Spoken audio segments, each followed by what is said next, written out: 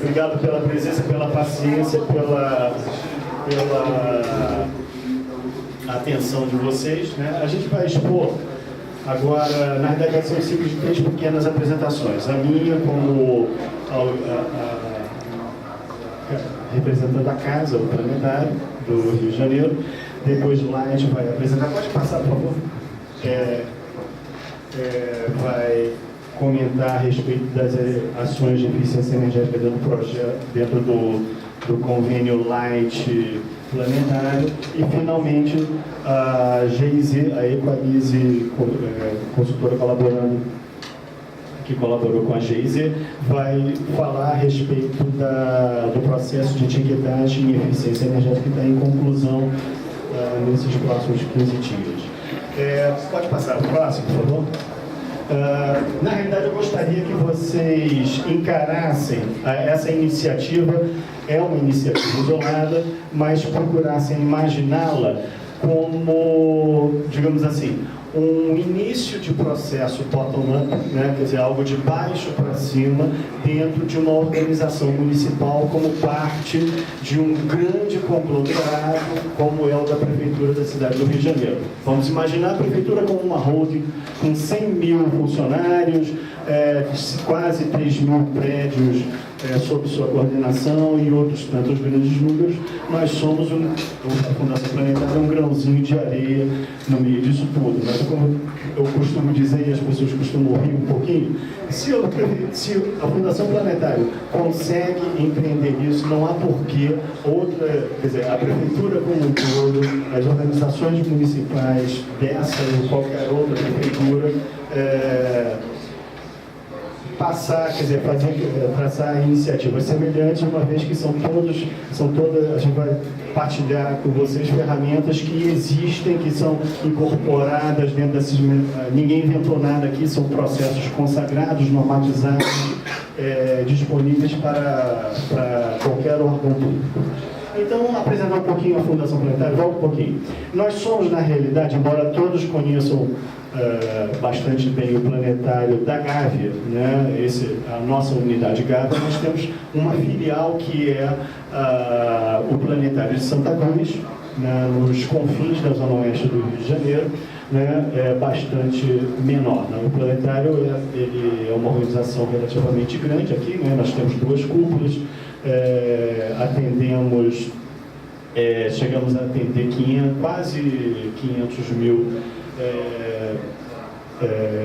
visitantes em 2014, em 2013, caiu um pouquinho em 2014. Enfim, é uma organização robusta, já participa, já existe desde 1970, não como fundação ainda, mas desde a inauguração da primeira unidade, por favor. Então, nós vamos apresentar, quer dizer, qual foi o fio condutor disso aí, contar uma historinha, tá? Tudo nasceu com um plano estratégico que foi montado em 2013 e 2022 pela Fundação Planetário. Montou-se uma estratégia de baixo carbono fundamentada, que já está iniciada com a prática de inventários de gases de efeito estufa, concomitante a ações de eficiência energética que já começaram a ser empreendidas, e a gente vai apresentar alguns resultados iniciais, tá? Ok, o plano estratégico, ele, na realidade, vai potencializar e orientar as práticas para tornar o planetário algo melhor dentro da sua missão, dentro da sua visão, que é de disseminar os conhecimentos de astronomias e ciências afins para os cariocas, enfim, para o público em geral, né? Mas o que caracteriza esse plano estratégico é que ele é todo calcado no tripé da sustentabilidade, tá? Ele sai um pouquinho clarinho, na realidade ele tem 4 dimensões, né?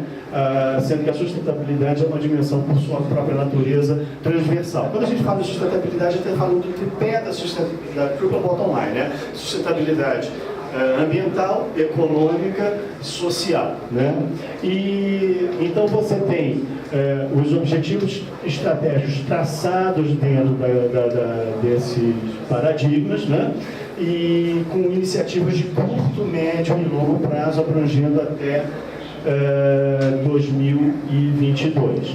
Na realidade, as práticas de sustentabilidade ambiental estão dentro dos processos internos da Fundação, ou seja, é algo que está dentro de uma prática de conservação, de traçar projetos internos. Mas, na realidade, isso acaba transportando para as outras dimensões, para a dimensão de uma cultura organizacional e mesmo para a dimensão de atendimento ao cliente. Ora, como eu vou apresentar a vocês, nós temos um projeto de eficiência energética associado a um projeto educativo. Então, na realidade, o visitante planetário, o estudante que vier, ele vai partilhar da nossa experiência também, né? Então, começar pela nossa prática de inventários. Nós seguimos uma metodologia consagrada, né? Quer dizer, os inventários de gases de efeito estufa estão dentro do Programa Brasileiro de GHG Protocol. Eu vou mostrar um pouquinho da nossa estrutura de inventário, os inventários que a gente fez de 2012 até agora e um pouco do que a gente espera para o inventário de 2015. Não números, mas os procedimentos.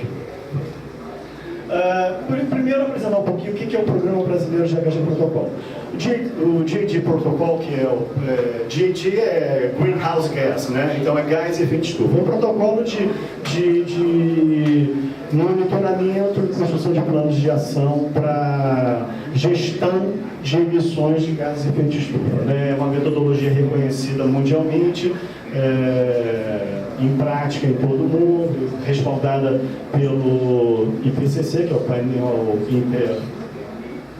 internacional de mudanças climáticas, e ele é representado aqui no Brasil pelo Programa Brasileiro de GHG Protocol, que funciona, que na realidade está no âmbito da Fundação Getúlio Vargas, no Centro de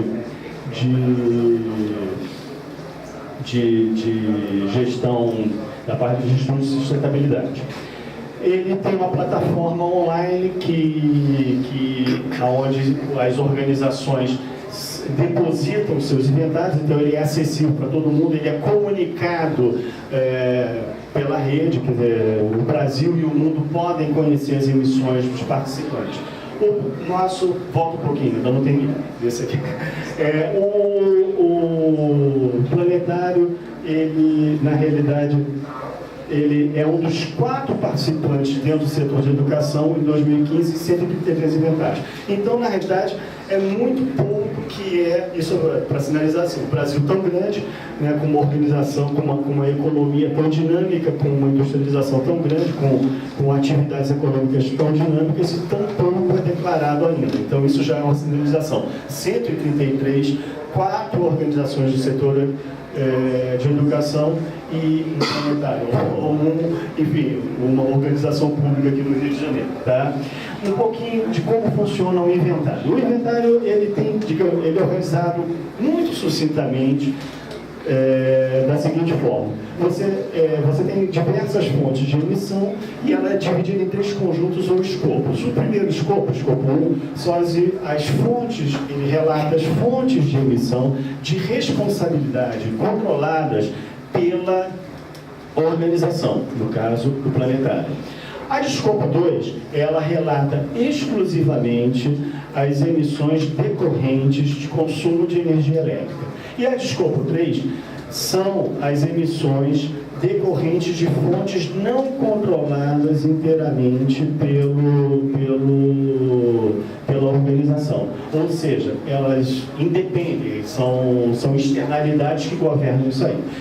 O Programa Brasileiro de GHG Protocol, ele, quando acolhe os inventários, quando ele publica o inventário, ele faz uma qualificação desses inventários. Então, ele tem três selos de qualificação. O selo bronze, que é o inventário considerado não completo, ou seja, os escopos 1 e 2 não são inteiramente relatados. O escopo 3 a gente sempre tem que encarar como algo, como um escopo conjunto inesgotável. Na realidade, você, para torná-lo completo, teria que perpassar toda a cadeia de valor de uma organização, o que depende de um grau de maturidade muito grande. Então, ele é uma bolinha de neve. À medida que você vai sofisticando o seu inventário, a sua política de carbono, você vai agregando informações a ele. O selo prata é o inventário completo, reconhecido como completo nos escopos 1 e 2, e o inventário selo ouro é o inventário completo e verificado por uma terceira parte. Por favor. Vamos passar? Passou? Desculpa. Bom, vamos lá. Então, os nossos inventários de 2012 até 2014 são selo prata, ou seja, são completos, né? A gente controla, inclusive, isso tem um processo de amadurecimento, a gente controla hoje as nossas emissões, descontando os permissionários, os equipamentos permissionários agregados aqui, serviço de bar, a gente consegue discriminar, isso aí vai refinando, inclusive, nossa gestão predial, né, nossa gestão de nossos processos. E para o ano que vem a gente tem expectativa de chegar ao nível ouro. Por quê? Porque há um convênio, foi firmado um convênio com o Instituto Nacional de Tecnologia que tem interesse em entrar, em se qualificar como órgão verificador junto ao Inmetro. Então eles estão aproveitando o nosso inventário último de referente de 2014 para entrar com o processo de reconhecimento do Inmetro da sua habilitação e verificar inventários, e vão verificar o nosso inventário do ano que vem. Quer dizer, desse ano para ser publicado no ano que vem. Por favor. O processo de elaboração de inventário, ele enfim, tem mais ou menos essa feição. Todos os setores do planetário, as diretorias, os diversos setores, passam as informações de forma organizada, a gente se esforça muito para isso, em bases mensais relativas a todas as fontes de emissão. A gente compila consolida, critica, comenta e procura aprimorar essas fontes, cria uma base anual, vai para um consultor. Nós não usamos a ferramenta GHG Protocol para cálculo, a gente contrata alguém para isso, ele calcula as emissões de carbono e viabiliza que nós publiquemos na plataforma do Registro Geral de Emissões. A novidade que teria agora, que está em vermelho, é que nós vamos ter um ciclo, que é novidade para todos nós, que é a entrada do INPE para fazer o órgão verificador. Então a gente botou a régua um pouco mais lá em cima, que eles vão bater na gente. Pode melhorar isso, aquilo outro, para a gente conseguir aprimorar isso aí, por favor. A estrutura do nosso inventário é mais ou menos a seguinte: é de uma organização com foco, quer dizer, com cunho muito administrativo, muito predial, a base quase toda a nossa de consumo predial. Então nós temos como fonte geradores elétricos, os geradores, inclusive, que estão em operação aqui, alugados, eles vão entrar no nosso inventário do ano que vem. Os veículos da nossa frota, gases refrigerantes de ar-condicionado, gases extintores de incêndio, o nosso consumo de eletricidade, efluentes, resíduos sólidos. A gente tem que contabilizar o que vai de esgoto, ou estimar o que vai de esgoto com base em metodologias. E a gente hoje já está fazendo a contabilidade de resíduos sólidos, a gente está medindo os nossos resíduos aqui da unidade Gávea. Hoje nós pesamos o que sai e fazemos coleta seletiva. E viagens a negócios, deslocamentos de funcionários de casa-trabalho, deslocamentos de visitantes escolares. O dos visitantes espontâneos a gente ainda não tem, a gente não conseguiu ainda medir, mas a gente, como tem planilhado todas as escolas que agendam, declaram, bilhetam dentro de uma forma prévia, a gente consegue contabilizar isso aí. E eu estou destacando em vermelho o que é concernente a operações prediais. Digamos assim, é uma espécie de métrica informal. Tá? Ela mistura escopo 1, escopo 2 e um pouquinho de escopo 3. Tá? Então, estou pegando aqui a parte que é controle predial, quer dizer, a operação de ar-condicionado, eletricidade, o que tem a ver com o consumo d'água e o lixo que sai. Vamos lá? aqui o que aconteceu com os nossos inventários nesses 3 anos de experiência. Primeiro, aqui estão digamos, as nossas emissões, o somatório escopo 1, escopo 2, escopo 3, né? Nós temos as fontes separadas e nós temos o peso das 2 unidades. Evidentemente, como Gávea é muito maior do que Santa Cruz, há uma hegemonia muito grande, né? E nós temos uma métrica também da intensidade de emissões por visitante. Por quê? Isso permite que, eventualmente, a gente tenha uma organização similar lá fora. Nós temos condições de comparar emissões unitárias por visitante, digamos, com um planetário não sei aonde, ou com um museu não sei aonde, com um equipamento, uma organização com alguma similaridade na sua natureza, tá? Por favor. Aí, essa segunda tela quer dizer mais ou menos a mesma coisa, mas apontando por algumas coisas. Aqui demonstra algumas coisas. Eu tenho vocês vão ver que eu tenho assim, uma subida dramática de 2012, 2013 e 2014. Por quê? A gente estava aprendendo a dirigir. Aliás, estamos sempre aprendendo a dirigir. E amadurecendo a maneira como se contam os dados de entrada. Então, o escopo 3 foi o que mais variou. Por quê? Porque ele depende de governança de dados, de gestão de dados. Então, o primeiro inventário a gente ia em cima de dados consagrados, dados que a gente puxa de contrato, de contabilidade, de conta de luz, de conta d'água, enfim, do que está dentro de uma rotina administrativa. O 2, o segundo ano de inventário, a gente começou a entrar a fundo o quê? Em como o planetário é usado, né? Então a gente começou aí a fazer pesquisa de como os funcionários vêm e vão do trabalho e como os visitantes escolares vêm e vão. Então a gente começou a amadurecer isso aí e isso se refletiu nesse nosso mais recente inventário, em que pesa justamente o escopo 3, aumentando dramaticamente. Por quê? Porque a contribuição do deslocamento, ou seja, o uso de carros, o uso de ônibus, o uso de transporte urbano, ele pesa dramaticamente nas emissões. Tá? Não é à toa que nas emissões da cidade, quais são os setores que mais impactam? Justamente transporte e resíduos. Né? Mas nós temos também um caso, como nós somos um cinemão, né, por assim dizer, nós somos um museu e com 2 grandes cúpulas, 2 grandes cinemas com tela hemisférica, por assim dizer, uma cúpula de planetário, na realidade é isso. Então nós temos muito emprego de energia. Nossa matriz está sujando.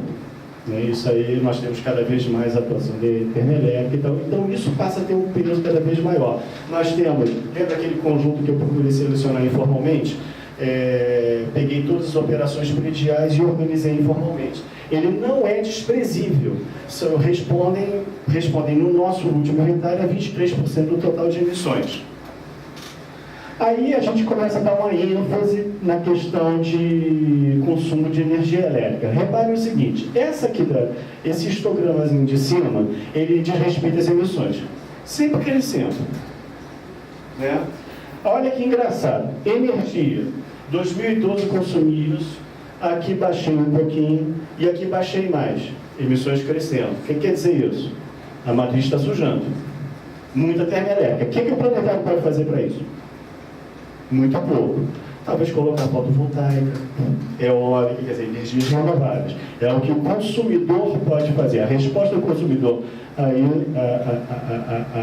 do ponto de vista climático, é justamente isso. Então, isso comprova. E outra, o que pesa no bolso, né? Que é justamente, você tem aqui. Você está subindo as emissões, decrescendo. A gente começou a fazer uma contenção de gastos, como isso pesa muito no bolso da gente, começou a fazer uma contenção de consumo de energia muito grande. Mas olha só como é que baixou muito pouco aqui. né? Então, quando a gente começa a ligar dados de emissões com dados de consumo, ou seja, quilowatt-hora ano, e com mais grana, né, com o custo dessas emissões, a gente pode tirar algumas conclusões. Então, realmente, o caminho para você controlar emissões passa necessariamente por eficiência, por aumentar a eficiência operacional, seja eficiência energética, eficiência no controle, no uso de água, eficiência na gestão de resíduos, transporte, enfim, lá o que seja. Tá?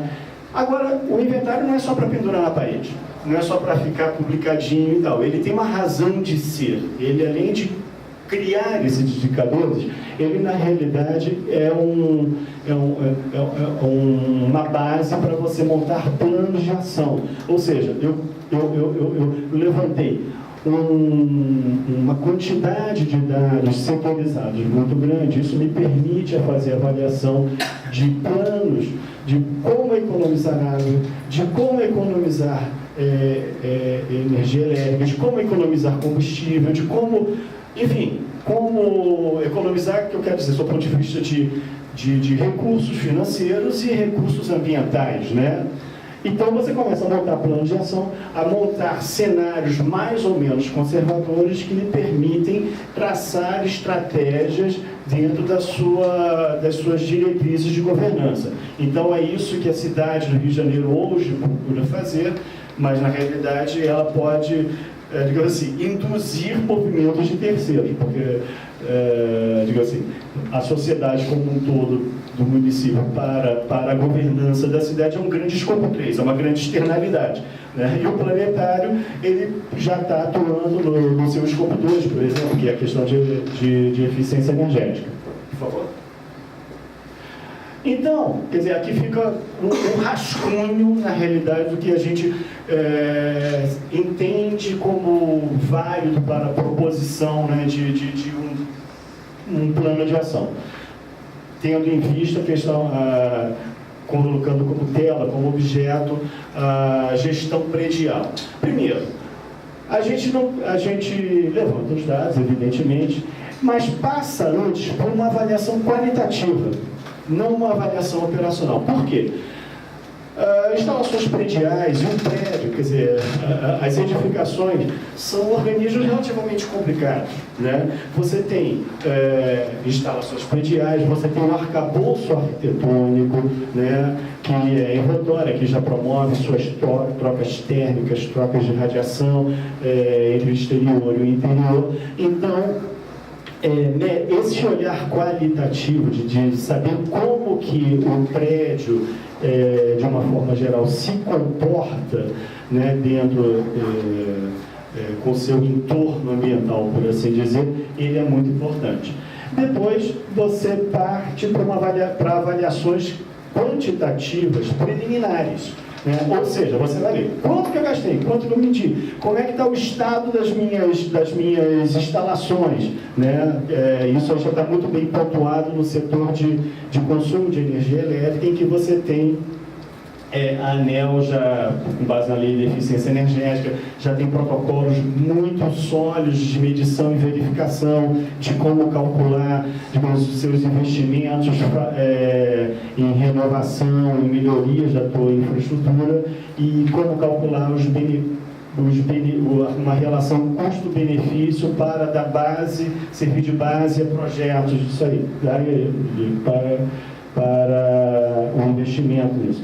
Depois, selecionar os projetos, quer dizer, itemizar os projetos desejáveis, selecionar o que são viáveis e colocar numa linha de tempo. Agora eu faço isso, depois eu melhoro aquilo. Hoje, enfim, você traça os cenários dentro da sua capacidade de gestão na linha do tempo, como organização, e estabelece metas de consumo, de redução de emissões, controle orçamentário e começa a implementar, né? De certa forma, é isso que a gente na realidade, não sabia que estava fazendo isso, mas quando a gente coloca na linha do tempo, foi um pouco isso que a gente apresentou. Quer dizer, a gente a gente está no término de uma grande avaliação qualitativa, estamos em meio a uma grande ação de eficiência energética com base em aferição quantitativa muito consistente e pautando, e nós temos o controle de emissões, né, monitoramento de emissões. Então, eu vou apresentar um pouquinho o que foi a historinha desse nosso processo de eficiência energética, que depois Harad da Light vai falar melhor, e depois a Mirtes da Equalise, a serviço da GIZ, vai comentar a respeito de etiquetagem, no nosso processo de etiquetagem de eficiência energética. A Light, ela e o Planetário protocolaram um convênio dividido em duas etapas. A primeira etapa foi para sanar parte do sistema de ar-condicionado da unidade Gávea, que é a central de água gelada, que é o coração do sistema. E a segunda etapa, atrelada a um projeto educacional, conciliar uma plataforma de exposição em cunho educativo a respeito de radiação solar a um sistema fotovoltaico. O apelido, o nome de guerra desse projeto, dessa segunda parte, é a Sala do Sol. Muito rapidamente, o que acontece? A gente cumpriu todo esse processo, né? A Light viabilizou que fosse feito todo o diagnóstico da central de água gelada, foi estabelecido um escopo de serviços com algumas contrapartidas por parte da Fundação Planetária, calculada uma relação custo-benefício, depois a gente vai falar muito bem disso tudo, né, para chegar a um projeto executivo que passasse no crivo da ANEEL. Tá? Por favor. Isso aí é sucintamente eu era assim, fiquei assim. Nós tínhamos um sistema de água gelada defasado, quer dizer, tornado obsoleto, datado de 1998, era um sistema de termoacumulação, ou seja, eu tinha 10 tanques de água gelada, que já tinham entrado em colapso, muito vazamento, problemas seríssimos de coisa, já na realidade desativado. Um dos dois chillers já não estava mais funcionando. Os fancoils já estavam na última lona, 21 fancoils espalhados aqui já estavam completamente comprometidos.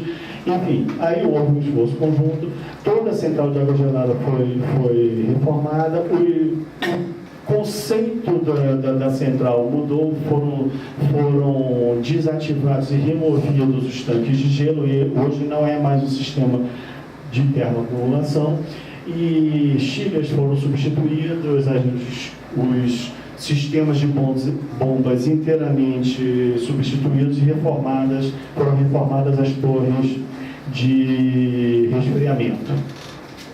Por favor. E foi implementado também um sistema supervisório, ou seja, um sistema de controle e automação, tanto para a central de água gelada, como para os fancoils que foram reformados como uma contrapartida pela própria Fundação Planetária. Tá? Então, hoje eu tenho tanto a central de água gelada como os fancoils, eles são controlados por computador, você tem todos os dados de entrada monitorados, então a gente pode resgatar séries históricas, a gente pode monitorar em tempo real o desempenho deles, tá?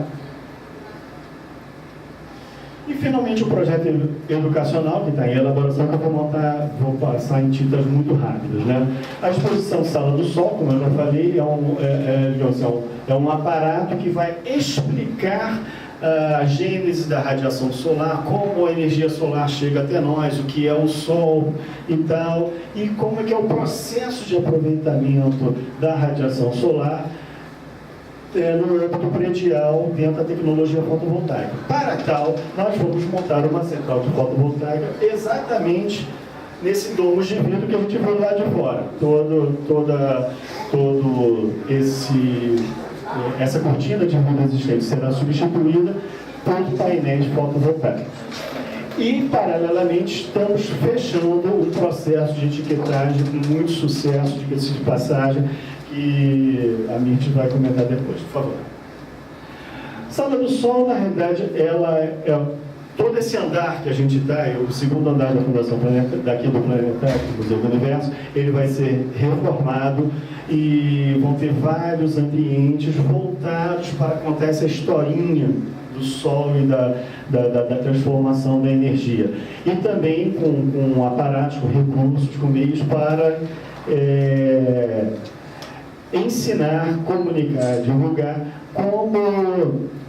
como economizar, procedimentos de como economizar luz e tal, que, enfim, o usuário vai chegar e ainda vai ter a sua aula de economia de energia promovida pela Light, né?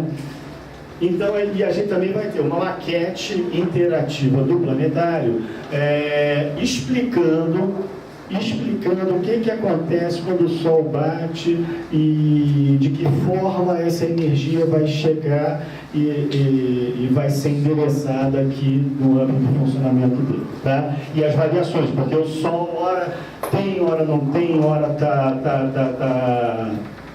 estou com nuvem, não estou com nuvem, enfim. Então essas variações todas vão ser experimentadas e explicadas em tempo real. Por favor. Aqui, bom, primeiro, a justificativa desse sistema fotovoltaico tem uma base técnica também, né? Quer dizer, primeiro, dentro desse conceito, a gente tem a oportunidade de capitalizar uma oportunidade arquitetônica, ou seja, eu tenho uma condição favorável dentro dessa geometria do nosso domus, próxima do ótimo para ser aproveitado como base para painéis fotovoltaicos. Eu tenho uma orientação norte-sul, isso aí, principalmente a fachada norte é muito favorável dentro da nossa latitude, e tem uma inclinação que não é a ótima, mas também ela não é ruim, ela está 45 graus de inclinação vertical, o ideal seria 23 graus, mas ela dá esse conjunto dá cerca de 8% de perda pela literatura. Então é bastante favorável, bastante aproveitado. Além do que, nós temos um problema hoje aqui, né? A gente está num tempo bastante favorável, num ambiente favorável aqui. Quando a gente chega nesse último andar, a gente tem a prática do efeito estufa no planetário, ou seja, não tem coisa pior para o nosso ambiente tropical do que um telhado de vidro. Por quê? Porque passa toda a radiação solar, essa radiação se transforma, se comunica com o ambiente interno, o ar aquece e não sai. Então a gente tem realmente uma estufinha aqui pela estratificação do ar até aqui. Então a mudança a substituição do vidro transparente por painéis solares vai melhorar essa condição, vai atenuar esses ganhos térmicos, tá? A gente tinha também que cuidar de forma que essa mudança não fosse traumática sob o ponto de vista arquitetônico, que tivesse um discurso que eu pudesse, digamos assim, comunicar ao visitante, ao escolar, enfim, de que forma essa quantidade de energia que a gente recebe se comunica com o planetário. A gente sabe muito bem que quando chega a radiação solar, ela, ao ser transformada em energia fotovoltaica, ela vai para a rede interna, ela se comunica, vai para todas as lâmpadazinhas e tal, você não tem, ela se comunica com tudo. Só que a gente queria, digamos assim, dá uma noção de uma ordem de grandeza para o visitante para saber, olha, isso aqui é o equivalente a tanto aqui dentro da casa, dentro da exposição. Então, todos os ambientes que são usados pelo visitante, as cúpulas, os setores de exposição, os diversos setores de exposição, para saber quanto cada um deles consome em média anualmente, e para saber qual seria de que forma essa contribuição do fotovoltaico se comunicaria com isso aí, tá? E a segunda ação preliminar nossa foi a seguinte: bom, a gente não quer violentar a arquitetura do prédio, né? Quer dizer, essa comunicação interior-exterior, essa relação interior-exterior que existe, né, nesse átrio envidraçado com o ambiente, a gente vendo o céu, isso é uma coisa muito agradável, muito bonita, condenável do ponto de vista energético, mas é um patrimônio, está dentro do partido arquitetônico. Então a gente tinha que tratar isso com muito cuidado sobre dois aspectos arquitetônicos: a questão da relação visual; a questão da quantidade de iluminação natural que vinha. Por quê? Nós tínhamos que dosar essa iluminação para não ficar nem muito iluminação natural, uma quantidade muito grande, que hoje ela é considerada ruim pelos astrônomos que coordenam as exposições, achando que é à noite. A astrônomo gosta da penumbra, a astrônomo gosta da noite, o que é conflitante com a questão. Então a gente tinha que dosar, favorecer com que essa taxa de iluminação natural baixasse ao máximo. Então a gente fez cálculo, quer dizer, primeiro aqui a gente está demonstrando aqui, fizemos simulação de como seria a estratificação do ar e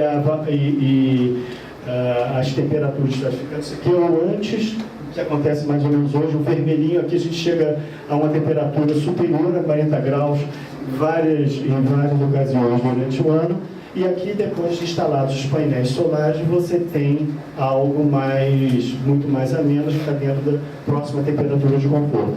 E isso aqui é uma foto infravermelho, que quanto mais claro, quanto mais amarelo, aqui temos uma escala mais quente.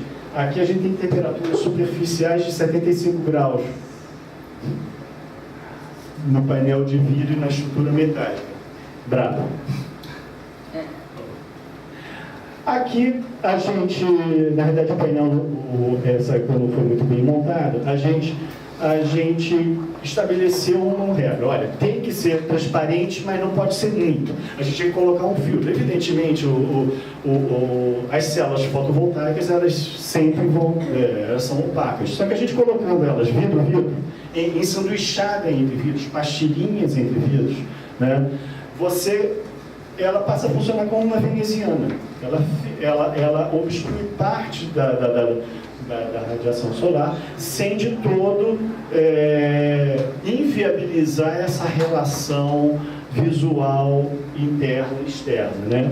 Então, foi esse o partido. A gente compôs, evidentemente, dentro do que você tem disponível no mercado, não no mercado interno, porque a gente é incipiente ainda com produção, mas no mercado mundial, a gente chegou à conclusão que os módulos solares associados a placas que reproduzem com vidro jateado esse ritmo das células fotovoltaicas seria a coisa ideal. Fizemos a simulação com a medida com medições de iluminância, né, o nível de iluminância em todos os setores de exposição, para a gente estar dentro das normas e baixando tanto quanto possível a iluminação, e chegamos a algo que pareceu bastante razoável. E finalmente, depois de simulado, depois de feitas as contas de quanto que isso aí produziria ao longo do ano, chegou-se à conclusão que aí a gente monta todo o diálogo, que a produção anual de energia a partir desse sistema vai bater com o que consome hoje um setor específico da nossa exposição, que é a nave escola, que a gente vê lá embaixo no térreo, parece uma nave espacial estacionada, posada no térreo lá embaixo, tá? Então, na realidade, a gente tem um endereço. Então, o visitante vai experimentar, olha, estou vendo o sistema, estou vendo como é que ele vai funcionar, e olha, e vamos ter, paralelamente, a métrica vai ser como se fosse acompanhar uma corrida de cavalo. Quem consome e quem ganha, para a gente ter justamente essa aferição. Vai ser um processo interessante. Agora, aí depois temos todo o processo de etiquetagem. A etiquetagem, ela cobre, na realidade, 3 sistemas, dos quais 2 foram aferidos, que vai ser melhor explicar. Tá?